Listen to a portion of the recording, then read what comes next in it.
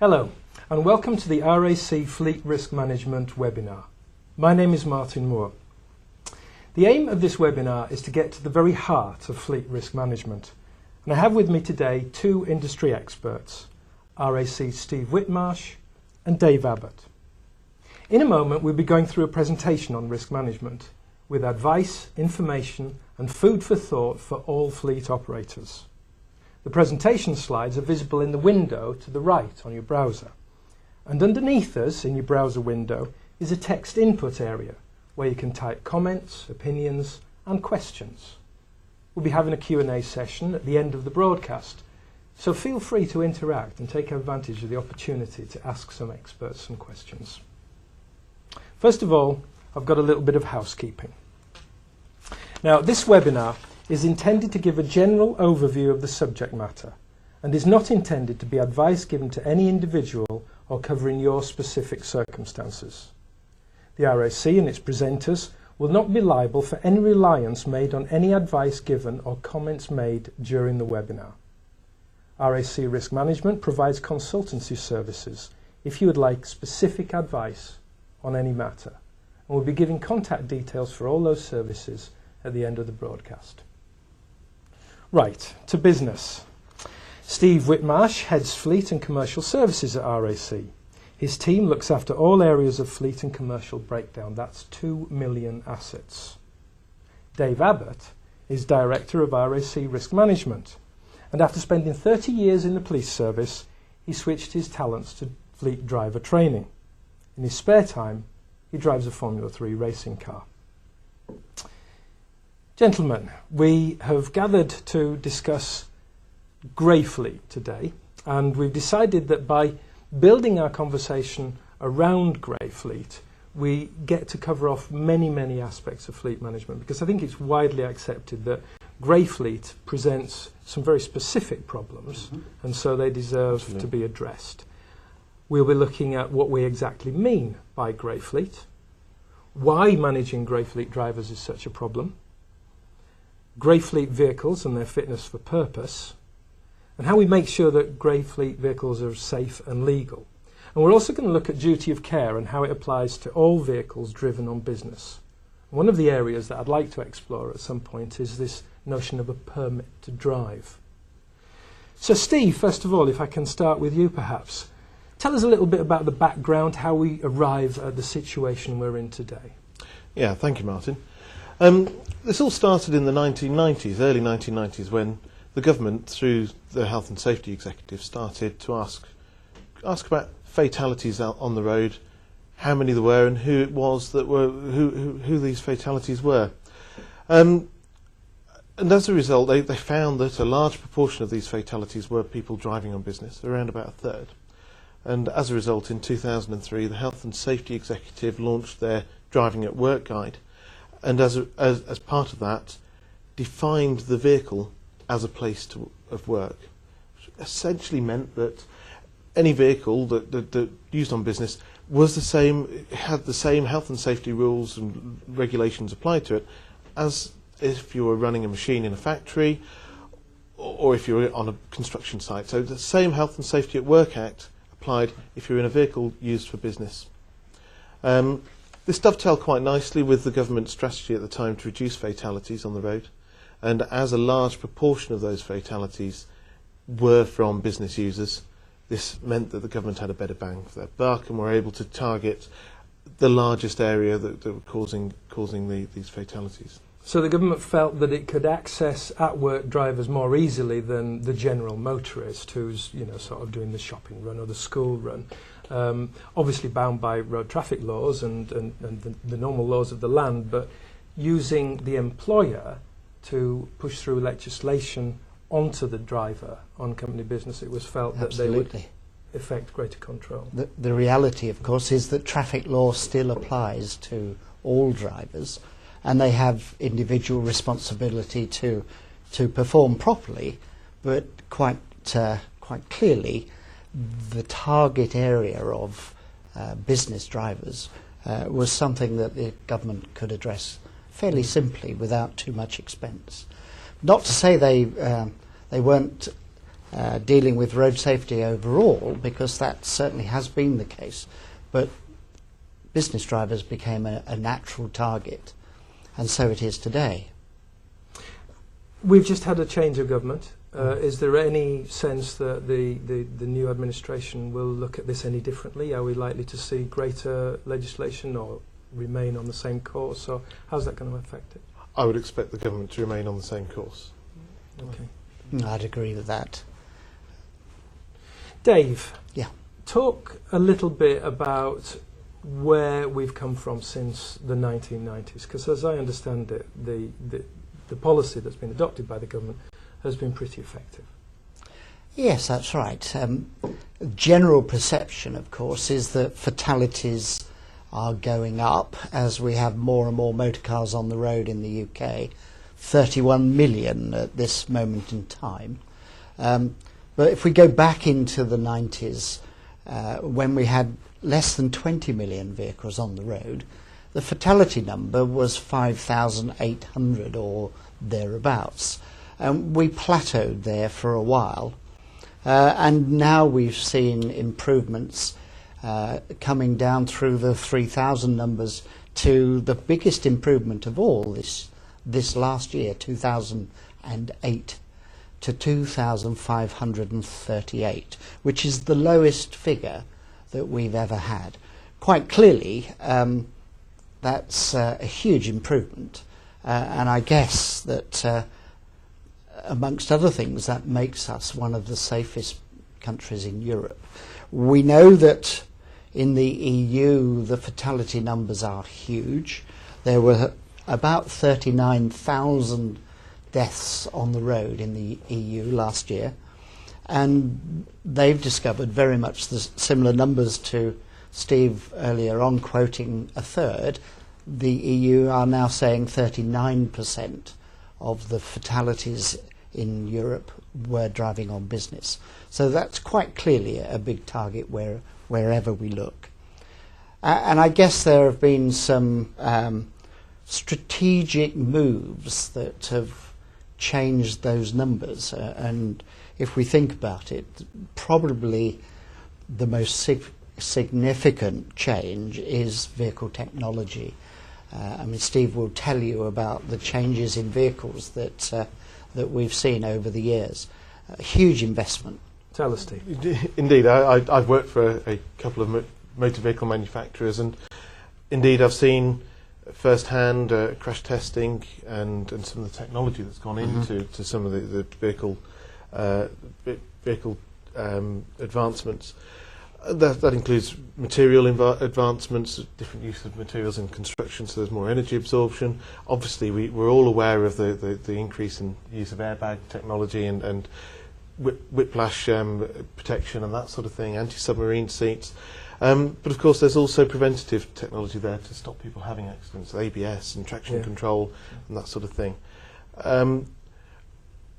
And we can't underestimate the advancements that manufacturers have made, and that's worked in hand with the governments. And to be fair, those advancements continue, albeit the emphasis has moved a little from passenger safety to pedestrian and other road user safety, in the shape of motor cars changing with energy absorption in the bonnet area and so on. So that typically motor cars are beginning to look all the same because the regulations drive the shape at the front. So vehicle improvements had a huge influence on the numbers of fatalities. Just how many, difficult to say, but a large proportion of money spent in that area. What else? I mean, we've listed roads and medical response, and those must also be fairly significant. Well, I think you have to look around you, and most people won't perceive the changes in the road network that we have. We tend, as drivers, not to notice changes in the road network. Indeed, you even see signs placed to say new roadworks, new road layout ahead, and so on. So there is a difficulty, but quite clearly we have a strategy of keeping vehicles and people apart, and that has gone across our planning regulations for many years. So even new housing estates have private a spinal road with sort of cloverleaf example, so nobody pulls out onto a main road. We have more dual carriageways, bypasses and motorways than ever before. We have pedestrian precincts and out-of-town shopping areas where people don't mix with vehicles. And where you live, then we're into the traffic calming scenario. And that can be anything from bumps and humps and physical narrowings to one-way systems, to paint and road surfaces being changed. All visual and physical means of slowing vehicles down. In fact, you probably, if you think about it, overtaking is a thing of the past in most places because you're deterred from doing that. All great, and with medical response advancing in the same kinds of ways. You know, we've got paramedics on motorcycles, we've got air ambulances, we've got different ways of treating traumas and managing patients. All of that helps enormously, and the reductions that we've seen are something to be proud of. It's nice to think that the UK is setting the standard for Europe, and will probably result in us influencing European legislation, because often Brussels looks to best practice. So we should be pleased about that. But there is a downside, isn't there? It's not all kind of sweetness and light. It's true, isn't it, that drivers are still having more accidents than ever. Indeed. Of all the improvements in numbers that we have, there's nothing there that says improved driver behaviour has actually contributed to the reduction. And this is where we're getting to the nub of it now, isn't it? I believe so. We've kind of done maybe not everything we can do to de-risk the vehicle and the roads and the medical responses. There will always be risk attached to moving around in a ton of metal. And you can see that the government's speed strategy is having an effect. People have slowed down, but inevitably there's less policing, and poor driving behaviour is something you see every day currently. And I think that's what we need to start to look really closely at now. It is the behaviour of the person behind the wheel. And it's claimed that driver risk is 40% higher when driving on business. Why is that? Why are you more likely to have an accident driving for work? More distractions, more thoughts going through your mind, thinking of that next meeting. Time in the car spent travelling between appointments in the past was actually a sort of dead time in your head, but these days there are more and more focus to moving almost towards a mobile office, and the distraction that we face, whether it be electronic or mobile telephones, or even the CD and the toys in the motor car, are quite significant. We get distracted in all sorts of ways.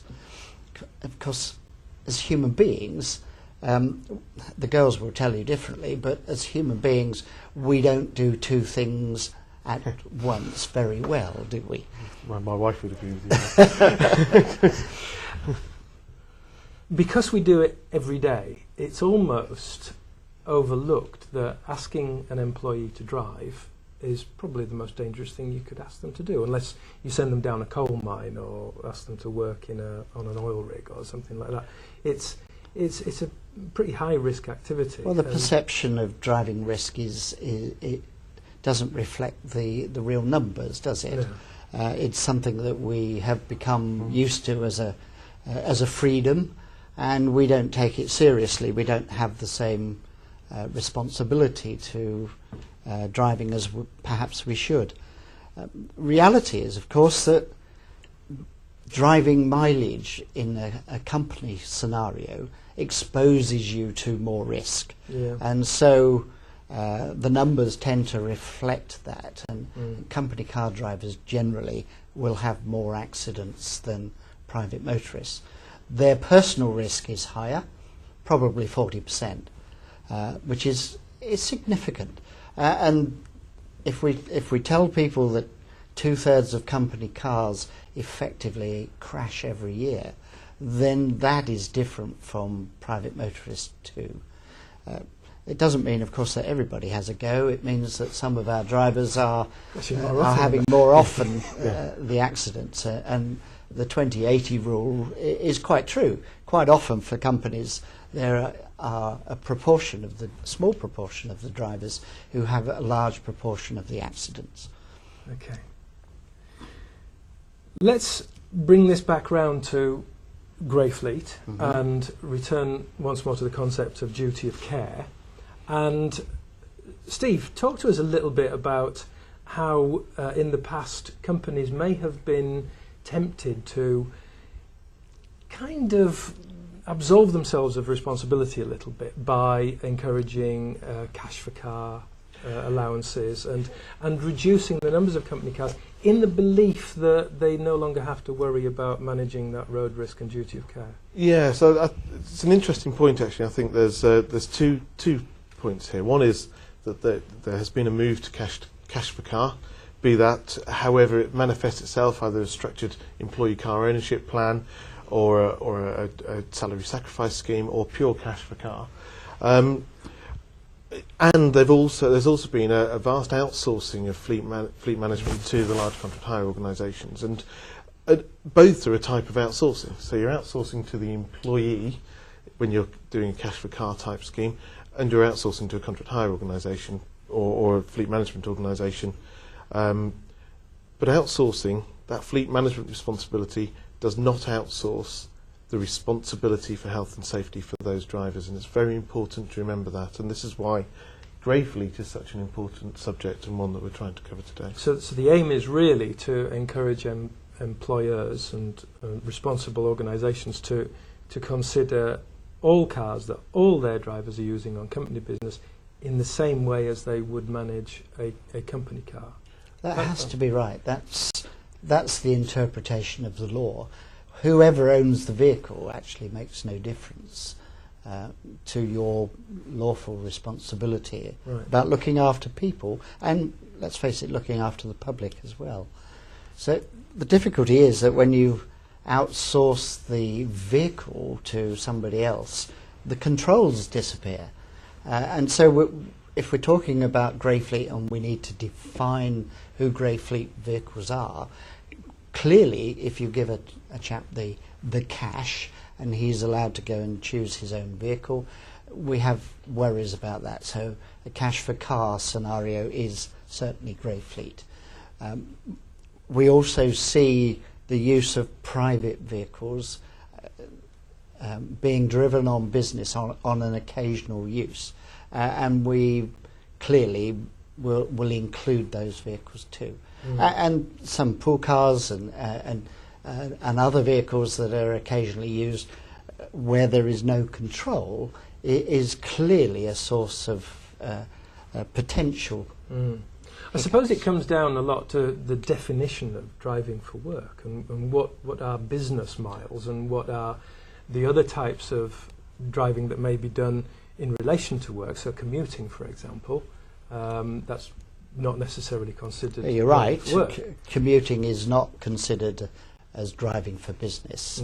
But of course, there's more than one argument. There's if it's a company vehicle, then Clearly there's a financial interest in accidents whenever they might occur, but for a private vehicle you don't see that. You don't see that physical cost. So let me give you a hypothetical then. Let's imagine that there's a school canteen worker, and on her way home one evening her supervisor said, oh Doris, can you just call in at the grocer's on your way in to work tomorrow and pick up a load of cabbages and bring them in for school dinners.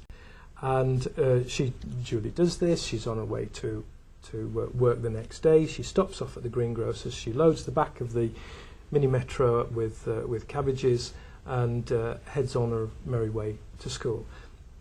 Is any part of that journey into school a business journey? And if so, at what point does it become a business journey? When she leaves home? When she leaves the greengrocer's? Does she have to have the cabbages on board? How would people define those various states? I guess there are two questions for me. One is what would the insurer say if there was an accident? Would they perceive that she was driving under the control of the company or the school? And quite clearly, is it the instruction or is it a voluntary process? I guess there's no distinct answer.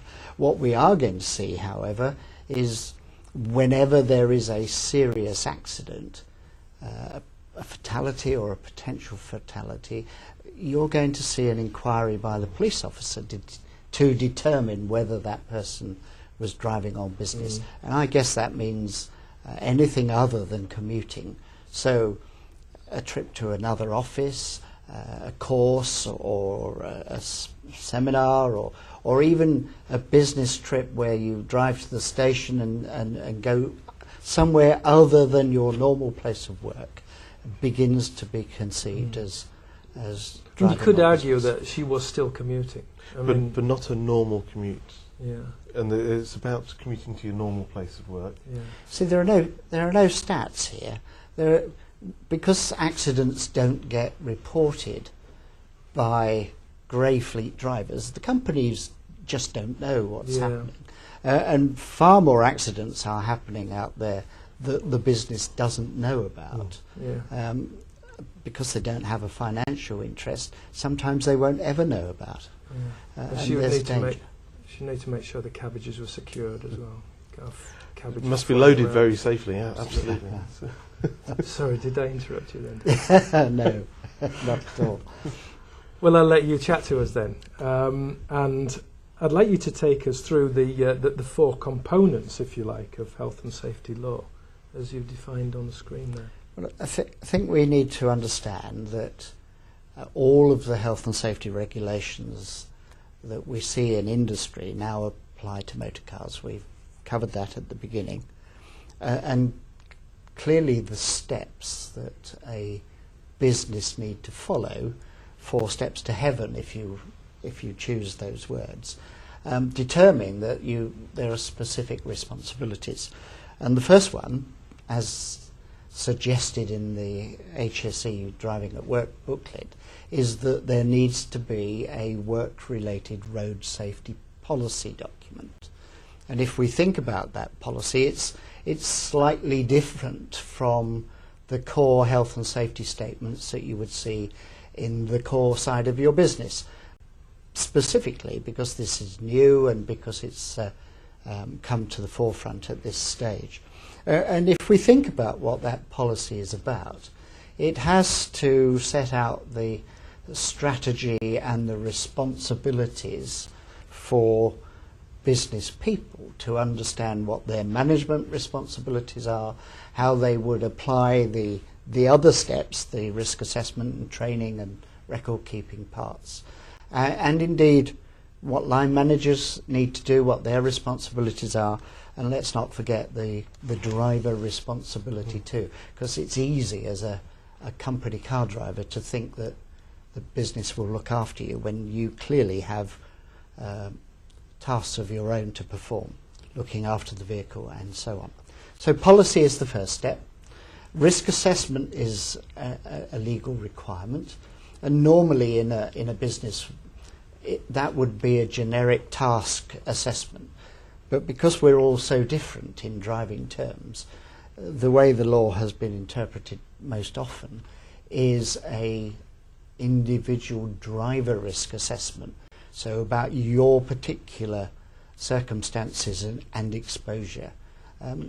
One of the key factors in the HSE document is that we are told, and I agree entirely, and you probably will agree with me too, that holding a driving licence is no measure of your competence at all, and all of us have different levels of experience and background and history in that regard.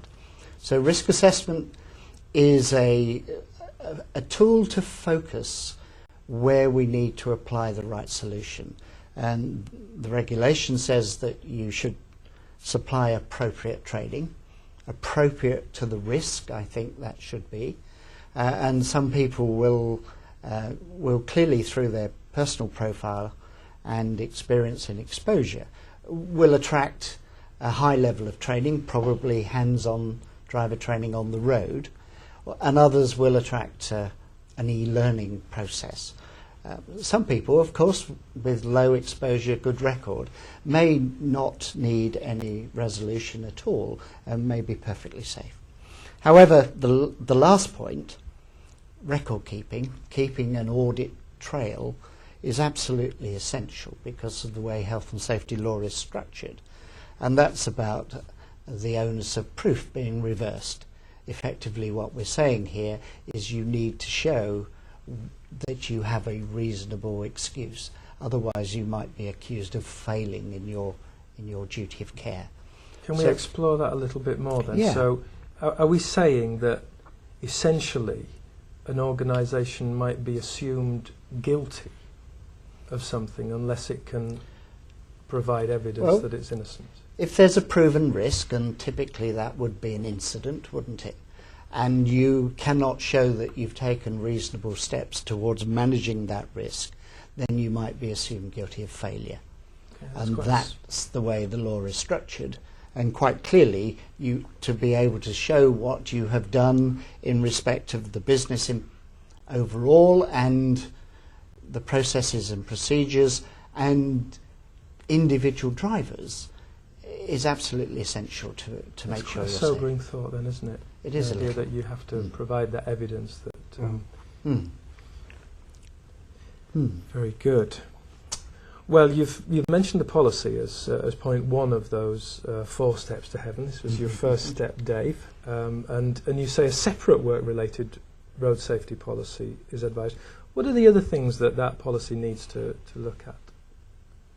I think the responsibility for individuals. Health and safety law is based on a check and balance process, and it's no good having senior management buy-in at the top of the company and expect your drivers to perform without having some line management responsibility. And we know that the law has been strengthened lately to make line managers personally responsible for not looking after the team. So they might attract prosecution themselves for not looking after them. So this policy is a communication document. It has to be a living document. It needs to be constructed as a result of consultation. But most of all, it's a communication process so that everybody understands precisely what's expected of them. Steve, Dave, can I bring you in on this, Steve? Sure. Dave just used the word communication, and we've talked about line managers, and a lot of people out there who are responsible for the operation of the fleet may be trying to get buy-in from people more senior to them in the organisation. What kinds of advice can you give to people to secure that buy-in from people who maybe feel that they're too busy to be, kind of distracted by all these non-core activities, perhaps? Yeah, absolutely. One of the barriers to getting buy-in from this is that it's normally a cost or a perceived cost to the business, and we can advise on how we can offset some of those costs with savings in terms of fuel, insurance premiums, and various other areas of running a fleet. And it's about being able to strike that balance, plus also demonstrating to senior management that it's not just the line manager that's on the line here. These regulations go all the way to the very top of that business, and there has to be a demonstration of compliance and of a willingness to embrace this legislation. So there's a carrot in the sense that you can save money. And there's a stick as well, and yeah, not one that we want to overemphasise particularly, but there is definitely a stick there in terms of the health and safety at work act. Well, you'll come on to that in a few moments, I believe.